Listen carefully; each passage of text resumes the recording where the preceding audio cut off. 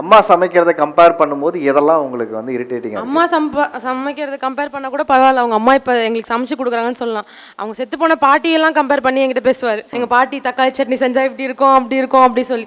ஆனால் நானும் எவ்வளோ எஃபோர்ட் போட அவருக்கு சப்பாத்தி பிடிக்கும்னு சொல்லி ஒரு நாள் சப்பாத்தி செஞ்சேன். அந்த சப்பாத்தியை பார்த்துட்டு இது நல்லா இருக்குன்னு கூட சொல்ல. ஆனால் இதே எங்கள் வீட்டில் எங்கள் அம்மாட்ட நான் சொல்கிறேம்மா நான் சப்பாத்தி செஞ்சேம்மானா எங்கள் அம்மா நீயாம்மா செஞ்ச அப்படி சொல்லி அவ்வளோ கேட்குறாங்க. ஆனால் நான் செஞ்ச சப்பாத்திக்கு அது மாவு இது பண்ணதே இவருக்காக தான். அது ஒரு பொருட்டாவே மதிக்கல. ஓ சப்பாத்தியா அவ்வளோதான். அவங்களுக்கு வேற பிரச்சனை. என் பொண்ணு சப்பாத்தி எல்லாம் செய்யுது. இங்க அவருக்கு வேற பிரச்சனை. நாங்க எப்படிப்பட்ட சப்பாத்தி சாப்பிடுறது தெரியுமான்னு. சப்பாத்தி சாஃப்டா தான் சார் இருந்துச்சு. ஆனா சப்பாத்தியா கன்சிடரே பண்ணாம அது சும்மா ஏதோ கடமைக்குன்னு சாப்பிடுவாம சாப்பிட்டு போயிட்டாங்க. ஒரு அப்ரிசியேஷனே இல்லை சார். அவங்க அம்மா கூட கம்பேர் பண்ணால் கூட பரவாயில்ல சார். அவங்க தங்கச்சி கூட கம்பேர் பண்ணுவார். நான்வெஜ்னால் அவருக்கு ரொம்ப பிடிக்கும்.